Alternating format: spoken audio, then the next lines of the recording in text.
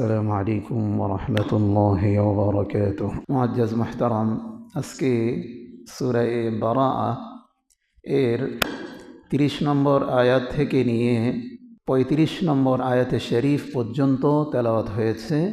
তো আমরা ইনশাআল্লাহ আজকে সূরা বারাআতের 14তম মজলিস অর্থাৎ 14তম মজলিসে আল্লাহ তাআলা আমাকে আপনাকে আসার, বলার এবং শোনার তৌফিক দান করেছেন। এই জন্য শুকরিয়াতান সকলে বলি আলহামদুলিল্লাহ। আমাদের ধারাবাহিক অনুসারে আলোচনার আমরা আগে আয়াতসমূহের অর্থ শুনব, এরপরে এর সংক্ষিপ্ত অনুবাদ এর তাফসীর আমরা শোনার চেষ্টা করব ইনশাআল্লাহ তাআলা। দেখুন আল্লাহ তাআলা এই আয়াতগুলোর মধ্যে কি বলছেন। আল্লাহ বলছেন, اتخذوا أحبارهم ورهبانهم أربابا من دون الله والمسيح ابن مريم। তারা অর্থাৎ ইহুদি নাসারারা তাদের ধর্মীয় আলেম এবং সংসার বৈরাগীদেরকে তারা আল্লাহ ছাড়া তাদের ইলাহ বানিয়ে নিয়েছে। ওয়াল মাসিহ ইবনে মারইয়াম, এবং মাসিহ ইবনে মারইয়াম ওনাকেও তারা আল্লাহর স্থানে নিয়ে ফেলেছে, অর্থাৎ তারাও তাকে আল্লাহর পুত্র হিসাবে সাব্যস্ত করেছে। ওয়ামা উমিরু ইল্লা লিয়াবুদু ইলাহান ওয়াহিদা। আল্লাহ বলেন ওয়ামা উমিরু, আল্লাহ তাদেরকে আদেশ করেছেন, অর্থাৎ ইহুদি নাসারা সহ সকল মানুষদেরকে এই আদেশ আল্লাহ করেছেন, তোমরা এমন আল্লাহর ইলাহর ইবাদত করো যাকে ছাড়া অন্য কোনো ইলাহ নেই। আচ্ছা বলেন তো, যাকে ছাড়া অন্য কোনো ইলাহ নেই সেই সত্তাটার নাম কি? আল্লাহ। সত্তাটার নাম কি ভাই? আল্লাহ। লা ইলাহা ইল্লাহু, এমন আল্লাহ যাকে ছাড়া কোনো ইলাহ নেই। সুবহানাহু ওয়া তাআলা আম্মা ইউশরিকুন। সুবহানাহু, তিনি পবিত্র, আম্মা ইউশরিকুন, তারা যেই বিষয়ের কি করছে? শরীক করছে। يريدون أن يطفئوا نور الله بأفواههم ويأبى الله। এবার ইহুদি নাসারাদের একটা অভ্যাস আল্লাহ তাআলা বয়ান করছেন, এটা জাতিগত অভ্যাস। এই অভ্যাস পূর্বে যেমনিভাবে ছিল কিয়ামত পর্যন্ত প্রত্যেকটা ইহুদি নাসারার একটা অভ্যাস থাকবে, চক্রান্ত থাকবে, পদক্ষেপ থাকবে। তাহলে কি?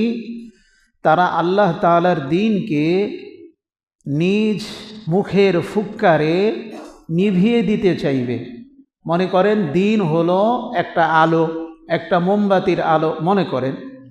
এই মোমবাতির আলোকে নিভিয়ে দিতে সব সময় কারা চেষ্টা করবে? ইহুদি নাসারারা। এরপর আল্লাহ বলেন, ওয়ায়াবা আল্লাহু ইল্লা আন ইউতিম্মা নূরাহ। আল্লাহ তাআলা অস্বীকার করেন যে না, তারা চায় আল্লাহ তাআলার প্রজ্বলিত আলোকে ফু দিয়ে নিভিয়ে দিতে। আল্লাহ বলেন না, আমি যারা এই আগুনকে ফু দিয়ে নিভিয়ে দিতে চাইবে, এই আলোকে, আমি আল্লাহ তাদের মুখ পুড়িয়ে দিব, কিন্তু তারা এই আগুনকে, এই আলোকে তারা নিভাতে পারবে না। ওয়ালাউ কারিহাল কাফিরুন, যদিও কাফেররা এটাকে অপছন্দ করে। হুয়াল্লাযী আরসালা রাসূলাহু বিল হুদা ওয়া দীনিল হাক্কি লিইয়ুযহিরাহু আলাদ-দীনি কুল্লিহি। তিনি আল্লাহ যিনি পাঠিয়েছেন ও রাসূলাহু, তার রসুলকে। বলেন তো এই কোরআন কার উপর নাজিল হয়েছে? মুহাম্মাদুর রাসূলুল্লাহ সাল্লাল্লাহু আলাইহি ওয়াসাল্লামের উপর নাজিল হয়েছে। আল্লাহ বলেন হুয়াল্লাযী আরসালা রাসূলাহ, ওই সত্তা যিনি রসুলকে পাঠিয়েছেন। এই রসুল হলো কে? মুহাম্মাদুর রাসূলুল্লাহ। কি দিয়ে পাঠিয়েছেন? বিল হুদা, হেদায়েত দিয়ে পাঠিয়েছেন। এই হেদায়েত মানে কোরআন। হেদায়েত মানে কি ভাই? কোরআন। ওয়াদীনিল হক, এবং সত্য দিন পাঠিয়েছেন। সত্য দিন দিয়ে, এই দিনের নাম হলো ইসলাম। এই দিনের নাম কি ভাই? ইসলাম। কেন দিলেন? লিইয়ুযহিরাহু আলাদ-দীনি কুল্লিহি, সমস্ত দিনের উপরে এই দিনকে আল্লাহ তাআলা বিজয়ী করবেন। সুবহানাল্লাহ বলেন। এখন যদিও আমরা পরাভূত আছি, মুসলমান জাতি এখন যদিও আমরা পরাস্ত অবস্থায় আছি, কিন্তু আমরা যখন খুব তাড়াতাড়ি আবার খিলাফত মিনহাজিহিন নবুওয়াহ, আল্লাহ তাআলার রসুলের যেই খেলাফত ব্যবস্থা আল্লাহ তাআলা রসুল আমাদের মধ্যে দিয়ে গিয়েছেন, সেটার উপরে যখন আমরা আঁকড়িয়ে ধরব, ইনশাআল্লাহ ইনশাআল্লাহ ইনশাআল্লাহ আল্লাহ তাআলা দিন ইসলামকে সকল দিনের উপরে বিজয়ী করবেন। কে রে ভাই? আল্লাহ। এরপরে আল্লাহ বলছেন, ইহুদি নাসারাদের আলেমদের কিছু বদ অভ্যাস ছিল। কি অভ্যাস? এক নম্বর, বলেন, ইয়া আইয়ুহাল্লাযীনা আমানু, হে ঈমানদারগণ। আমাকে আপনাকে লক্ষ্য করে আল্লাহ বলছেন। কি বলছেন? ইন্না কাসীরান মিনাল আহবার, অধিকাংশ পণ্ডিত রয়েছে, ওর রুহবান, সংসার ত্যাগী লগী ব্যক্তিরা রয়েছে। তারা করে কি? করে লা ইয়াকুলুনা আমওয়ালান নাসি বিল বাতিল, তারা মানুষের মাল অন্যায়ভাবে ভক্ষণ করে খেয়ে ফেলে। ওয়া ইয়াসুদ্দুনা আন সাবিলিল্লাহ, তারা আল্লাহর রাস্তায় বাধা দেয়। আল্লাহর রাস্তায় মানুষকে কি দেয় ভাই? বাধা দেয়। এই হলো মোটামুটিভাবে আয়াত শরীফের অর্থ। দেখুন, আমরা এই আয়াতের সর্বশেষ আয়াতের অর্থ, অর্থাৎ 33 নম্বর আয়াতের মধ্যে আল্লাহ বলেন, ইয়া আইয়ুহাল্লাযীনা আমানু, হে ঈমানদারগণ। আচ্ছা বলেন তো, এই ঈমানদার হিসাবে সাব্যস্ত সার্টিফিকেট আমাদেরকে আপনাকে দিয়েছেন কে? বলেন তো। এতে কি আমরা খুশি নই? খুশি তো শুধু মুখে ইজহার করলে হবে না, বরং আমাদের কাজ কর্মের মধ্যে এই খুশিটা প্রকাশ করতে হবে। কি হবে না রে ভাই? বিসমিল্লাহ, আলহামদুলিল্লাহ। তো এই জন্য আমরা আজকে দুইটা শব্দের অর্থ দেখব। এক নম্বর হলো আহবার, আর একটা হলো রুহবান। কি শব্দ বলেন তো? আহবার, আর একটা হলো রুহবান। আহবার কাদেরকে বলে আর রুহবান কাদেরকে বলে? ওয়াসুম্মিয়া হিবরান আও হিবরান লিআন্নাহু ইউহবারুল কালাম। হিবরুন অর্থ হলো কালি। হিবরুন মানে কি? কালি। অর্থাৎ যারা এই কালি দিয়ে লেখাপড়া করেন, অর্থাৎ বড় আলেম, তাদেরকে বলা হয় হিবরুন। তাদেরকে কি বলে ভাই? হিবরুন। আর বহুবচন হইল আহবার। বহুবচন কি? আহবার। এর অর্থ হইল ধর্মীয় পণ্ডিত। এর অর্থ কি ভাই? ধর্মীয় পণ্ডিত। ওর রুহবান, রুহবান অর্থ হইল সংসার ত্যাগী। কি ত্যাগী ভাই? যারা সংসার ত্যাগ করে ফেলেছে। আচ্ছা বলেন তো, সংসার ত্যাগ করে জঙ্গলে গিয়ে ইবাদত করবেন, বাজারে আসবেন না, ঘাটে আসবেন না, বিবাহ শাদী করবেন না, মানুষের সাথে চলবে না, এমন বিধান কি ইসলাম দিয়েছে? নবীজি সাল্লাল্লাহু আলাইহি ওয়াসাল্লাম সুস্পষ্টভাবে বলেছেন, লা রুহবানিয়াতা ফিল ইসলাম। শোনো, ইসলামের মধ্যে কোনো বৈরাগ্যতা নাই। কি নাই ভাই? বৈরাগ্যতা নাই। ইসলাম আমাকে আপনাকে চলতে হবে নিজের সমাজ, গোষ্ঠী, পরিবার সহ পুরা বিশ্বকে নিয়েই ইসলাম চলতে হবে। কি বলার কথা ঠিক কিনা ভাই? এই জন্য রুহবান অর্থ হলো সংসার ত্যাগী। এইখানে আল্লাহ তাআলা দুইটা শব্দ ব্যবহার করেছেন। এক হলো আহবার, এটা হলো ধর্মীয় পণ্ডিত। সাধারণত এই দুইটা ধর্ম, পৃথিবীতে যত ধরনের ধর্ম আছে, এক হলো আল্লাহ তাআলা প্রদত্ত ধর্ম, আর এক হলো মানব রচিত ধর্ম। বুঝছেন? আল্লাহ তাআলার প্রদত্ত ধর্ম আবার দুই ধরনের। এক হইল দিয়েছে কিন্তু সেটা বাতিল হয়ে গিয়েছে, ব্যান্ড হয়ে গিয়েছে। এই ব্যান্ড হয়ে গিয়েছে এই ধর্ম হলো দুইটা। কয়টা?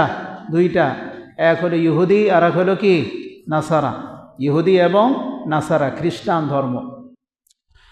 তো এখন এই হিবরুন মানে আহবার, এটা হলো সাধারণত ইহুদিদের মধ্যে আলেম ছিল বেশি, আর রুহবান সংসার ত্যাগী আবেদ তারা হইল খ্রিস্টানদের মধ্যে বেশি। তারা কাদের মধ্যে বেশি ভাই? খ্রিস্টানদের মধ্যে বেশি। তাহলে আমরা কি বুঝলাম? যে হজরত ঈসাকে আল্লাহ সুবহানাহু ওয়া তাআলা পাঠিয়েছেন কেন? ঈসা আলাইহিস সালাতু ওয়াস সালামকে আল্লাহ তাআলা পাঠিয়েছেন বনি ইসরাইলি, মুসা আলাইহিস সালাতু ওয়াস সালামের যে ধর্ম রয়েছে, বনি ইসরাইলি ধর্ম, এই ধর্মকে নিট অ্যান্ড ক্লিন, পরিষ্কার পরিচ্ছন্ন করার জন্য আল্লাহ তাআলা হজরত ঈসা আলাইহিস সালাতু ওয়াস সালামকে পাঠিয়েছেন। বুঝতে পেরেছেন? ঈসা আলাইহিস সালামকে কেন পাঠালেন? বলে রে, হজরত ইহুদিদের ধর্মকে কি করার জন্য? পরিচ্ছন্ন করার জন্য। ইহুদিদের ধর্মের মধ্যে অনেক আগাছাগুলো যখন ছিল, এগুলোকে কাটার জন্য, পরিচ্ছন্ন করার জন্য আল্লাহ সুবহানাহু ওয়া তাআলা হজরত ঈসা আলাইহিস সালাতু ওয়াস সালামকে পাঠালেন। হজরত ঈসাকে যেই যুগে পাঠানো হলো, সেই যুগে মানুষের মধ্যে ভোগ বিলাস এত বেশি ছিল, এত বেশি পরিমাণে ভোগ বিলাস ছিল। হজরত ঈসা আলাইহিস সালাতু ওয়াস সালাম যেই জামানায় এসেছে, মনে করেন তারা এত বিলাসী জীবনযাপন করত, তারা কিছু কিছু মানুষদেরকে নিজেদের ছাড়া অন্য মানুষদেরকে গোলাম মনে করত। তাদের সামনে নিঃশ্বাস তো দিবে দূরের কথা, হেঁটে গেলে তাদেরকে শাস্তি ছিল হত্যা করা। আমি যদি আপনার সামনেতে হেঁটে যাই, হেঁটে গেলে শাস্তি ছিল কি করা? হত্যা করা। এমনকি তারা খেলা খেলতো, কি ধরনের অদ্ভুত ধরনের খেলা! বলে কি, একটা বাঘ রাখতো খাঁচার মধ্যে, এর মধ্যে দুইজন একেবারেই পুরা শরীর ফাঁকা খোলা মানুষকে পাঠিয়ে দিত। ক্ষুধার্ত বাঘ ওই মানুষটাকে চিরে চিরে খেত, গর্দান কিভাবে নষ্ট করে ফেলত, গর্দান চিরে খেত। এগুলো দেখে তারা তালি দিত, উৎসাহ হয়ে যেত, এবং তারা এগুলোকে নিজেদেরকে মনে করত এগুলো হলো অনেক ভালো জিনিস, এবং এটাকে মজা করত। সেই যুগে খায়েসাতের পূজা হইতো। কিসের পূজা হইতো ভাই? খায়েসাতের পূজা হতো। বলে কেমন খায়েসাতের পূজা? রোমানরা এত বেশি বধির এবং অন্ধ হয়ে গিয়েছিল, তাদের মধ্যে, রোম সম্রাটদের মধ্যে, যখন সেই যুগে রাহুস নামে একজন ব্যক্তি, নাম কি ভাই? রাহুস নামে একজন ব্যক্তি সবচেয়ে বেশি মদ উৎপাদন করত সেই জামানার মধ্যে। তো তারা তাকে দেবী হিসাবে, পূজ্য হিসাবে, ইলা হিসাবে গ্রহণ করলো। নাউজুবিল্লাহ বলেন। সে হইল মদের দেবী। কিসের দেবী? মদের দেবী। আবার কেউ কেউ কি করলো, যে সবচেয়ে বেশি খারাপ মহিলা, এমন খারাপ মহিলা, যেই খারাপ মহিলার নাম হইল জিনাত, ব্যভিচার, জিনা ব্যভিচারে লিপ্ত থাকতো। এই ব্যভিচারে লিপ্ত থাকতো এই মহিলাকে বানানো হলো ভালোবাসার দেবী। কিসের কি? ভালোবাসা, ভালোবাসার দেবী। তারা কি করত? একটা আর আরেকজনের সাথে, দেবী আর এক দেবের সাথে কি করত? খারাপ কাজে লিপ্ত হইতো। লিপ্ত হয়ে যেই সন্তান হইতো, এটা হলো ভালোবাসার আইডল। কিসের আইডল? হ্যাঁ, ভালোবাসার আইডল। বলে এই আইডলের নাম ছিল কিউ আবিদ। কি নাম ছিল? কিউ আবিদ নাম ছিল। এটা দিয়ে তারা ভালোবাসা করত। তারা আবার মূর্তির পূজা করত। দেবদেবীর পূজা তা নয়, আগুনের পূজা করত। এই সবগুলো থেকে আল্লাহ তাআলা ফিরে আনার জন্য হজরত ঈসা আলাইহিস সালাতু ওয়াস সালামকে পাঠালেন। হজরত ঈসা আলাইহিস সালাতু ওয়াস সালাম এসে যখন তাদেরকে এই বিভিন্নভাবে দাওয়াত দিলেন, তখন তারা হজরত ঈসার বিরোধী হয়ে গেল। কার বিরোধী হয়ে গেল? ঈসার বিরোধী হয়ে গেল। তারা যেইটাই পারত ওইটারই পূজা করা শুরু করত। যেমন শুনছেন না, আমাদের সমাজে কিছু মানুষ এমন আছে যারা এমন যে মানুষের মধ্যে কোনো আকল বিবেক নাই। ওই যে শুনছেন না এক ঘটনা, এক ওই বাদশাহ উজিরকে জিজ্ঞেস করতেছে, এ উজির, বলে কি বাদশাহ মহারাজ? বলে আমি এবং আমার জনতা কেমন? আপনি এবং আপনার জনতা হলো ছাগলের মতো। কিসের মতো? কিসের মতো ভাই? কি কইলি? বলে জাহাপনা, আপনার এবং আপনিও ছাগল, আপনার যারা আছে সকলেই ছাগল। বলে কেমনে? তাহলে তুই প্রমাণ করতে না পারলে তোর অবস্থা গর্দান ফালাই দিন। জাহাপনা, এর জন্য আমাকে 1 মাস সময় দিতে হবে। কাছে দিলাম। কার কি দিতে হবে? বলে আর একটা আপনার খানা থেকে একটা কি দিতে হবে, 2টা জুতা দিতে হবে। বলে কেমন জুতা? বলে স্বর্ণের জুতা। কিসের জুতা? স্বর্ণের জুতা। এই স্বর্ণের জুতা সে স্বর্ণ দিয়েছে। স্বর্ণ দেওয়ার পরে সে কি করলো, একজন ব্যক্তির যে স্বর্ণকার তার কাছে গিয়ে সে 2টা জুতা বানাইল। জুতা বানানোর পরে বাদশাহ এলাকা থেকে, তার এলাকা মোটামুটি দূরে, তো সে একদিন জুমার দিন মসজিদে নামাজ পড়তে গেল। সকলের শেষে যাওয়ার পরে একটা জুতা নিয়ে গেল। জুতা নিয়ে যায় মসজিদের সদর দরজার মধ্যে রেখে দিল। আমাদের এটা তো ছোটো মসজিদ, আরও বড় মসজিদ মনে করে। এখন মুসল্লিরা সকলে নামাজ পড়তে যায়। নামাজ পড়ে যখন যায়, দেখে যায় একটা জুতা। একটা সত্য জুতা, এটি স্বর্ণের জুতা রে, এটি স্বর্ণের জুতা রে, এটি স্বর্ণের জুতা রে। আরে করতে এলো স্বর্ণ জুতা? এবারে বাইরে কে মিয়া, আপনারাই শুধু নামাজ পড়েন, ফেরেশতারাও নামাজ পড়ে। এটা ফেরেশতার জুতা। কার জুতা?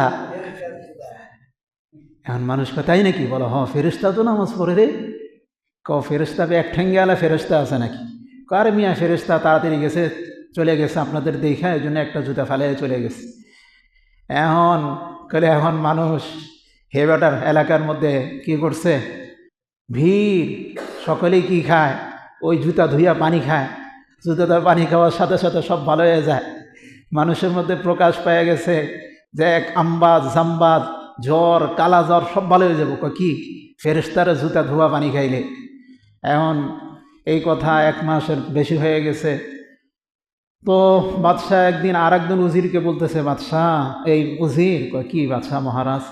আমার তো অনেক দিন ধরে নাভির নিচে ব্যথা করে, হাঁটুও ব্যথা করে, কি করবো রে কত। মহারাজ শুনছেন তো, অমুক এলাকার মধ্যে একজন মানুষ ফেরেশতার জুতা ধোয়া পানি দেয়। তো আপনি যদি যান ভালোই হয়। চল যাই। এত মানুষ খায়, তার মিশা হয়েছে নাকি? চল আমিও যাই। হয়ে গেছে। যাওয়ার পর উজির তো পলায় রয়েছে। উজিরের সন্তানরা তারা আর চিনে না। তখন মানুষকে সিরিয়াল ধরছে, সিরিয়াল ধরে খাইতেছে। খাওয়ানোর পরে এখন বাদশার সময় যখন আসছে, বাদশাহ জুতা দেওয়া পানি খায়া বিসমিল্লাহ বলে, বিসমিল্লাহ আলহামদুলিল্লাহ খায়া যখন শেষ করছে, শেষ করার পরে উজির বাইরে আসছে। বাইরে আসে, বাদশাহ মহারাজ। কি? আপনি কার জুতা দেওয়া পানি খাইলেন? কি বলে? ফেরেশতার। কার জুতা দেওয়া পানি খাইছে? ফেরেশতার। আচ্ছা, কেন খাইলেন? আমার পেটে ব্যথা, নাভির নিচে ব্যথা, পা ব্যথা, এর লেগে খাইলাম। বাদশাহ মহারাজ, ফেরেশতা কি এক ঠেঙ্গে হয় নাকি? বুঝেন নাই? এক ঠেঙ্গে মানে ফেরেশতা কি ঠ্যাং একটা হয় নাকি? 2 ঠেঙ্গে হয় নাকি? তাই তো, আমি তো চিন্তা করি নাই। ফেরেশতাতে এক ঠেঙ্গে হয় না। আপনি ফেরেশতার জুতা দেওয়া পানি খান নাই, আমার জুতা দেওয়া পানি খাইছেন। কার জুতা দেওয়া? আমার। কেমনে? বাড়ির থেকে একটা জুতো লেগে এসে দেখেন 2টা জুতা। খেতে, এটা কার জুতা? আমার জুতা। এখন বন, আপনি কি? আমিও ছাগল, আমার জনগণও কি ছাগলই। তো মানুষের মধ্যে যখন কোনো ধরনের কিছু না হয়, তখন মানুষ নিজেদের বিবেকের কাজ করে না। তখন মানুষ যা ইচ্ছা তাই করে। তো হযরত ঈসা আলাইহিস সালাতু ওয়াস সালাম যখন কি করলেন, মানুষদেরকে দাওয়াত দিলেন, তখন মানুষ বিবেকের তাড়নায় সে মনে করতেছে যে তুলসী গাছ আমাদের জন্য উপকারী। কি উপকারী? উপকারী না? উপকারী। সুতরাং তুলসী গাছকে পূজা করতে হবে, তাই তো? গরু আমাদের জন্য উপকারী। গরু এত সুন্দর মানুষ, গরু এত মানুষ নাকি আল্লাহই জানে। গরু এত সুন্দর গরু, আরে গরু রে, গরু আমাদেরকে দুধ দেয়, আরে গরু তো আমাদের জন্য মা, আরে মা রে তুমি আমার দুধ দিতেছ মা। এখন মা যে কোত্থেকে বাপ থেকে আইলো, এখন এর বাপ হইল, বাপকে বলেন? গরু যদি মা হয় গাভী, তাহলে বাপকে? আরে বাপ হইল ষাঁড়, ভারকে ষাঁড়। এগুলো হলো মানুষের যখন বিবেকের মধ্যে মানুষ কিছু বুঝে না, তখন এমন আলোচনা এখন পর্যালোচনা করা শুরু করে। কি বলেন? কথা ঠিক কিনে না রে ভাই? দেখেন ইহুদি নাসারারা আমাদের উপরে কত বেশি অত্যাচার নিপীড়ন করে, এর একটা বাস্তব নির্দিষ্ট নেন। দেখেন ফিলিস্তিনে এই পর্যন্ত প্রায় 6 লক্ষ মানুষকে মারা হয়েছে। কত লক্ষ?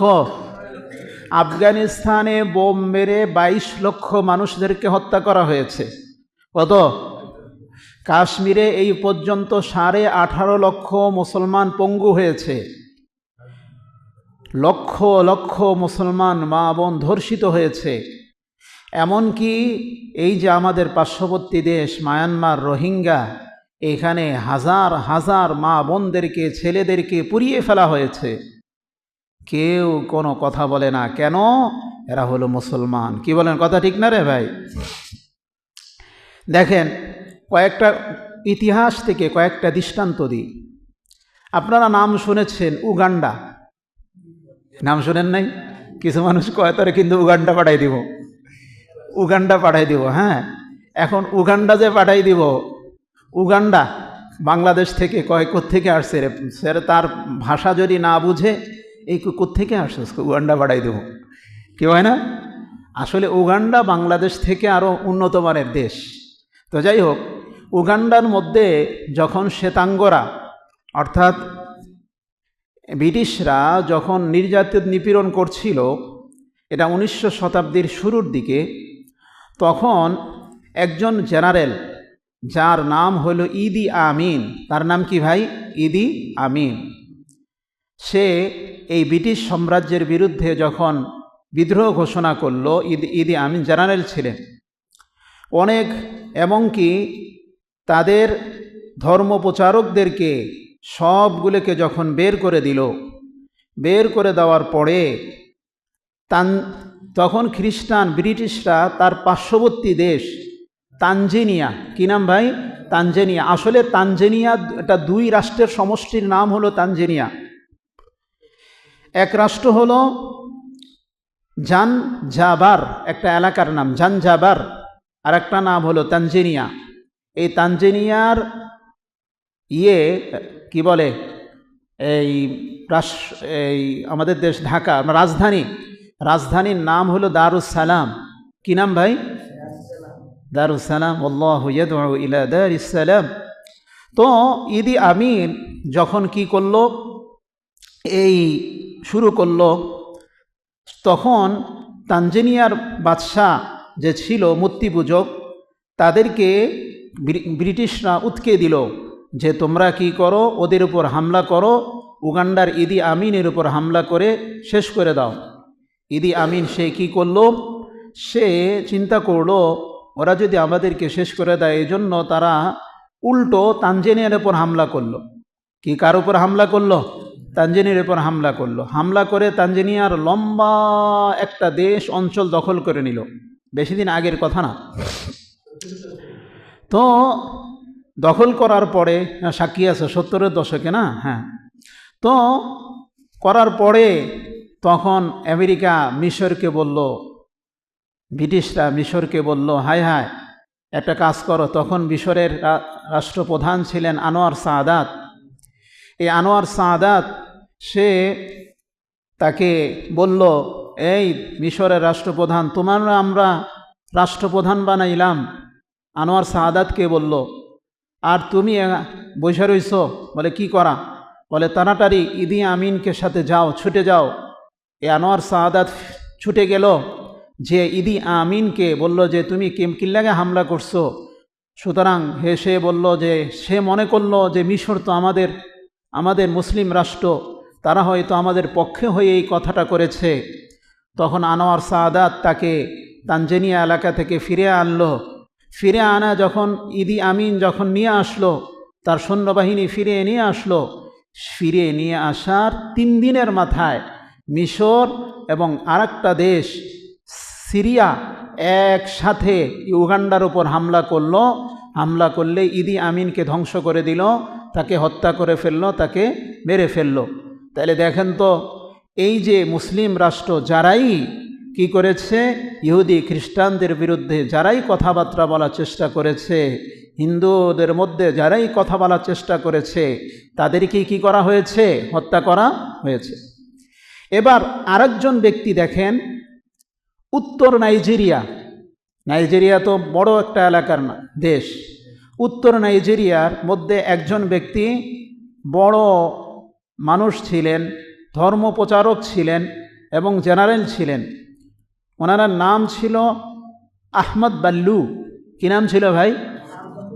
ভাই এগুলি ইতিহাস ভাই, আপনারা ওই কানসুক অনেক কিছু টান দিয়ে শুনতে পাবেন, আমরাও টান দিয়ে বলি ওয়াজ, কিন্তু ইতিহাস যখন মানুষ না জানবে রে ভাই, তখন মানুষ সে পরিপূর্ণভাবে নিজেদেরকে, ইতিহাস হলো মানুষের জন্য আয়না। কি ভাই? আয়না। আয়নার মধ্যে যখন নিজেদেরকে দেখা যায়, নিজের দোষ ত্রুটি দেখা যায়, ইতিহাস যখন মানুষ জানবে, মানুষ ইতিহাস থেকে শিক্ষা নিয়ে ভবিষ্যতে আর এই কাজগুলো করবে না। তো সে তার হাতে হাজার হাজার মানুষ, লাখ লাখ মানুষ ইসলাম গ্রহণ করেছে। আহমদ বাল্লুর হাতে প্রায় 6 লাখ মানুষ ইসলাম গ্রহণ করেছে। কত লাখ? সেও চেষ্টা করলো, ইসরায়েলের দূতাবাস তো না ছিল, সেখানে বন্ধ করে দিল। এই অবস্থায় আহমদ বাল্লুকে একঘরে করে ফেলল। তখন ইহুদিরা একটা চক্রান্ত করে, মনে রাখবেন যে মধ্যপ্রাচ্যের সমস্ত রাষ্ট্র যারা রয়েছে, অধিকাংশ রাষ্ট্র 99% রাষ্ট্র যারা রাষ্ট্র ক্ষমতায় থাকতো বা এখনও রয়েছে, তাদেরকে ইহুদিরা ক্যাপচার করে রাখে। কি করে রাখে? হয় টাকার মাধ্যমে ক্যাপচার করে, না হয় নারীর মাধ্যমে ক্যাপচার করে, না হয় পদের মাধ্যমে ক্যাপচার করে। বিভিন্ন জিনিসের মধ্যে তারা ক্যাপচার করে রাখে। এটা তাদের স্বভাব এবং আগেও ছিল। এমনকি মুসলিম বিশ্বের যারা মনে করেন বড় কাজ করবে, তাদেরকেও ইহুদি দ্বারা শেষ করে দেয়। এর উত্তম দৃষ্টান্ত হলো, একেবারে আমাদের সামনের দৃষ্টান্ত হলো পাকিস্তানের ইমরান খান। পাকিস্তানের কি? ইমরান খানের প্রথম স্ত্রী কি? জেমিমা গোল্ড, ইহুদি। এমনকি এই যে ফিলিস্তিনের যে হামাস তো না, আর একটা ছিল যে ইয়াসির আরাফাতের স্ত্রী কি ছিল? ইহুদি ছিল। তো এইভাবে প্রত্যেক এলাকার মধ্যে সুন্দরী নারীর মধ্যে দিয়ে তারা ওই এলাকা, ওই রাষ্ট্রপ্রধানদেরকে ক্যাপচার করে। ইহুদি রাষ্ট্র যখন প্রতিষ্ঠিত হয়, জাতিসংঘ প্রতিষ্ঠিত হওয়ার আগে 1946 না 47 জাতিসংঘ যখন প্রতিষ্ঠিত হয়, এর আগে 1921 সালে 100 বছর আগে বাদশাহ আব্দুল হামিদ রহমতুল্লাহ আলাই, বলে হুজুর বাদশাহ আব্দুল হামিদকে রহমতুল্লাহ আলাই কেন কইলেন? এ কি আল্লাহর ওলি ছিল? বলে না, সে আল্লাহর ওলি ছিল না, কিন্তু অনেক ওলিদের থেকেও অনেক ভালো লোক ছিলেন। বাদশাহ আব্দুল হামিদ ওসমানী খেলাফতের বাদশাহ ছিলেন। এই বাদশাহ আব্দুল হামিদ রহমতুল্লাহ আলাইহির কাছে অনেক ঋণ ছিল তুর্কি খেলাফতের। তখন কত মিলিয়ন জানি ডলার ঋণ ছিল। তখন ইহুদিদের এক প্রতিনিধি দল বাদশাহ আব্দুল হামিদের কাছে আসলো। আয়েশা বলল, আপনি যদি এই বাইতুল মাকদিসের 1 খণ্ড ভূমি আমাদেরকে দেন, তখন তাদের অধীনে ছিল বাইতুল মাকদিস।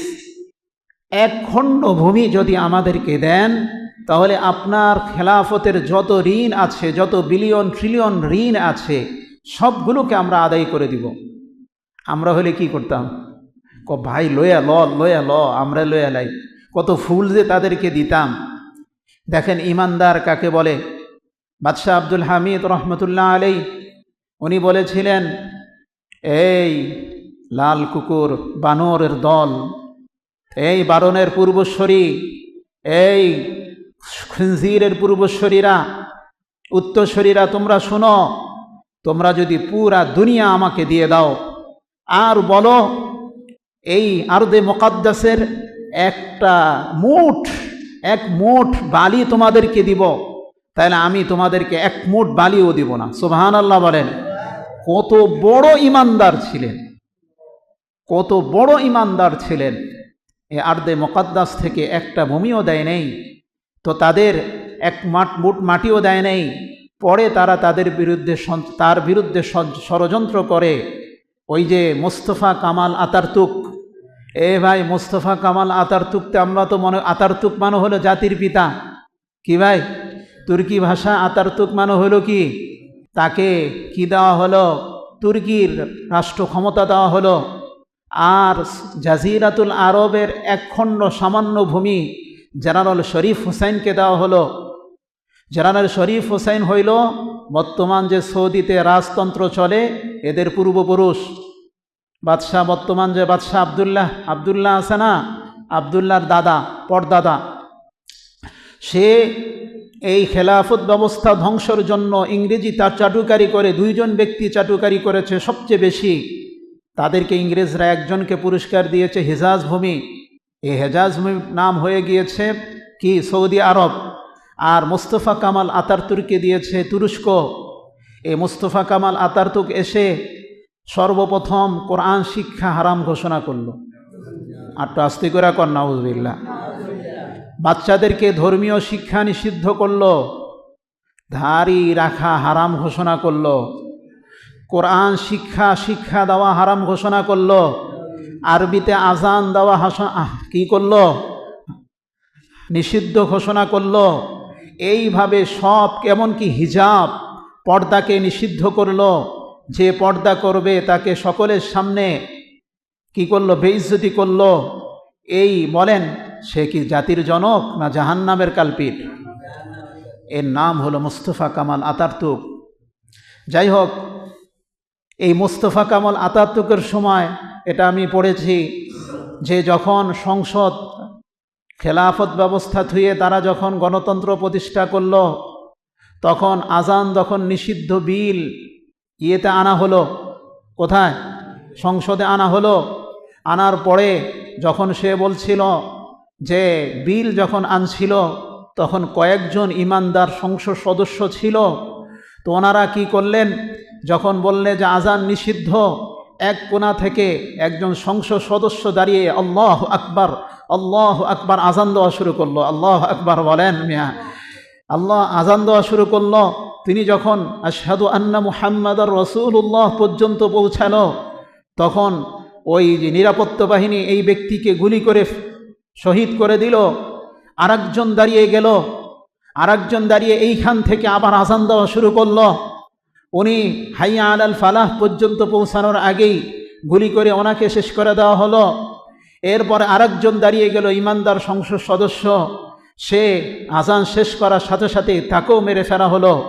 তাইলে এই আজানকে রক্ষার জন্য সর্বপ্রথম যারাই নিজেদের প্রাণ দিয়েছিল তারা হলো ওই মোস্তফা কামাল আতাতুর্কের যে তিনজন সদস্য, তারা নিজেদেরকে জান দিয়েছে। কিন্তু আজান, যে আজানকে আল্লাহ তাআলা রসুলের উপরে স্বপ্নের মাধ্যমে দিয়েছেন, ওই আজানকে পূর্ণাঙ্গই করেছেন। সুবহানাল্লাহ বলেন।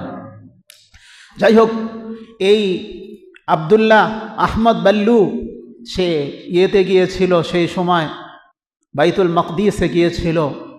বাইতুল মাকদিসে যাওয়ার পর রাষ্ট্রপ্রধান তো উনি, সেই সময় আলজেরিয়া বা জর্ডানের অধীনে ছিল কি বলে বাইতুল মুকাদ্দাস বলে। তাকে রিসিপশন বা অভ্যর্থনা করার জন্য কেউ যায়নি, একজন মানুষও যায়নি। অথচ উনি রাষ্ট্রপ্রধান আসলে তো মানুষে কি যায়? কেউ যায়নি। উনি বাইতুল মাকদিস এখানে ইবাদত করে যাওয়ার সময় বলেছেন, একদিন ইনশাআল্লাহ আমি বীরের বেশে বাইতুল মাকদিসের মধ্যে আবার আসব, আবার বাইতুল মাকদিস আবার জয় হবে। কিন্তু উনি হয়তো পারেন নাই। উনি যাওয়ার পরে কয়েকদিন থাকার পরে ওনার বিরুদ্ধে কিছু সেনাবাহিনীকে লাগিয়ে দেয়। বলে সেনাবাহিনীর যে ছিল তার নাম ছিল ইরিনি, সে বিদ্রোহ করে। বিদ্রোহ করার পরে এই আহমদ বল্লু সে শহীদ হয়ে যায়। তার সন্তানদেরকে পুড়িয়ে মারা হয়, এই সেনাবাহিনী মেরেছিল। তো দেখেন তো, এই যে মুসলমান দুইটা ঘটনা যে পেশ করলাম আপনাদের সম্মুখে, বলেন তো এই যে ঘটনাগুলো দ্বারা কি বুঝলেন? খ্রিস্টানরা, ইহুদিরা তারা তাদের কাছে যখনই তাদের বিরুদ্ধে মুসলমানরা চেষ্টা করবে, তখনই তাদেরকে সরিয়ে দেওয়ার সর্বোচ্চ চেষ্টা কারা করবে? ইহুদি নাসারারা করবে। সর্বশেষ কথা হলো, এই যে আল্লাহ তাআলা হযরত ঈসাকে পাঠিয়েছেন, কেন পাঠিয়েছেন মনে আসেনি? ইহুদি ধর্মকে কি করার জন্য? পরিচ্ছন্ন করার জন্য। এখন খ্রিস্টান ধর্ম এটা বিকৃত কিভাবে হলো? এর তিনটা কারণ আপনাদের সামনে আজকে পেশ করে দিচ্ছি। নাকি আজকে শেষ করে দিই? শেষ করে দিব? সামনের সপ্তাহে আবার বয়ান আছে কিনা, সোমবার না, সামনের সপ্তাহে ইনশাআল্লাহ করব। সামনের সপ্তাহে এতটুকু আমরা শেষ করে দিচ্ছি আজকে। ওই যে আয়াত, ইত্তাখাযু আহবারহুম ওয়া রুহবানাহুম আরবাবাম মিন দুনিল্লাহ, তারা তাদের ধর্মীয় পণ্ডিত এবং আবেদদেরকে তারা আল্লাহর স্থানে নিয়েছে, তাদের আবেদকে নিয়েছে। এখন খ্রিস্টান ধর্ম কিভাবে ধ্বংস হইল? এর তিনটা কারণ। কয়টা কারণ ভাই? তিনটা কারণ। এটা ইনশাআল্লাহ সামনের সপ্তাহে বয়ান করব, ইনশাআল্লাহ আয়াতের আলোকে ইনশাআল্লাহ বয়ান করব। আল্লাহ সুবহানাহু ওয়া তাআলা আমাকে আপনাকে ইতিহাস জেনে, মুসলমানদের ইতিহাস জেনে, মুসলমানদের সাথে থেকে আবার দুবারা আমাদেরকে খেলাফত মিনহাজিহিন নবুওয়াহ এটাকে অনুকরণ করার তৌফিক দান করুক। সকলে বলেন আমিন। ওয়া আখির দাওয়ানা আলহামদুলিল্লাহি রাব্বিল আলামিন।